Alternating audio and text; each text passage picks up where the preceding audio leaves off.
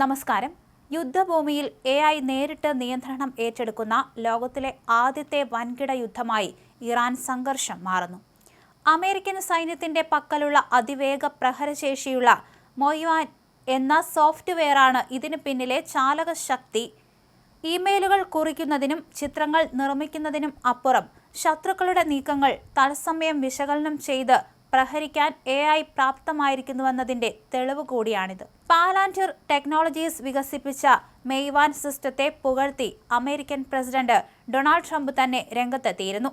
ശത്രു രാജ്യങ്ങൾ ഈ സോഫ്റ്റ്വെയറിന്റെ കരുത്ത് തിരിച്ചറിഞ്ഞു കഴിഞ്ഞുവെന്നാണ് അദ്ദേഹം തന്റെ സോഷ്യൽ മീഡിയ പ്ലാറ്റ്ഫോമായ ട്രൂത്ത് സോഷ്യലിൽ കുറിച്ചത്. പ്രതിരോധ രംഗത്തെ വമ്പന്മാരായ പാലാന്റിർ ഇതോടെ ആഗോളതലത്തിൽ തന്നെ ശ്രദ്ധാകേന്ദ്രമായി മാറി. ഫെബ്രുവരി 28-ന് ടെഹ്റാനിൽ ബോംബുകൾ വീഴുന്നതിന് മുൻപേ മെയ്വാൻ സോഫ്റ്റ്വെയർ ആയിരക്കണക്കിന് ഉപഗ്രഹ ചിത്രങ്ങളും ഡ്രോൺ ദൃശ്യങ്ങളും അരിച്ചുപെറുക്കി അമേരിക്കൻ കമാൻഡർമാർക്ക് 1000-ലധികം ആക്രമണ സാധ്യതകൾ നൽകിയിരുന്നു.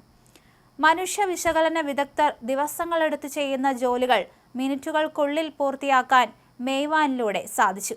പാലാന്റിറിന്റെ മെയ്വാൻ സ്മാർട്ട് സിസ്റ്റത്തിന്റെ പ്രധാന ഘടകം ക്ലോഡ് എന്ന ലാർജ് ലാംഗ്വേജ് മോഡലാണ്.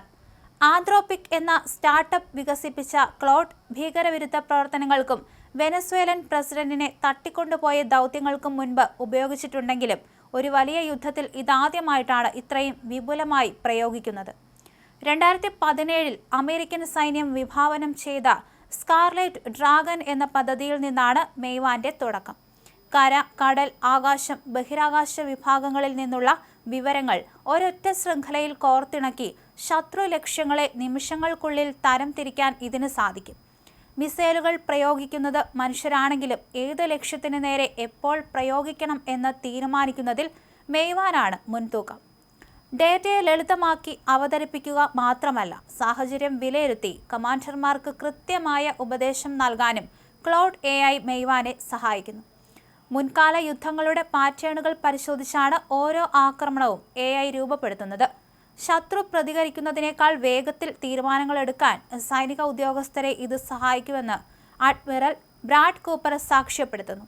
എങ്കിലും ആയുധങ്ങൾക്കും നിരീക്ഷണങ്ങൾക്കും AI ഉപയോഗിക്കുന്നതിലെ ധാർമ്മിക വശങ്ങൾ ചൂണ്ടിക്കാണിച്ച് ഫെബ്രുവരിയിൽ ആന്ത്രോപിക് തങ്ങളുടെ സഹകരണം അവസാനിപ്പിക്കാൻ ശ്രമിച്ചിരുന്നു.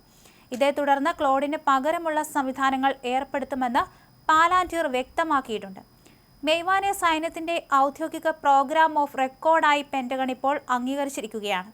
സൊമാലിയയിലെയും ഇറാഖിലെയും സിറിയയിലെയും സൈനിക നീക്കങ്ങളിൽ പരീക്ഷിച്ച് വിജയിച്ച ശേഷമാണ് ഇത് ഇറാൻ യുദ്ധത്തിൽ വിന്യസിക്കപ്പെട്ടത്. നിലവിൽ നാറ്റോയുമായും പാലാന്റിർ കരാറിൽ ഒപ്പിട്ടിട്ടുണ്ട്. എന്നാൽ AI നിർദ്ദേശിക്കുന്ന ലക്ഷ്യങ്ങൾ എത്രത്തോളം കൃത്യമാണെന്ന കാര്യത്തിൽ അന്താരാഷ്ട്ര തലത്തിൽ വലിയ ആശങ്കകൾ ഉയരുന്നുണ്ട്.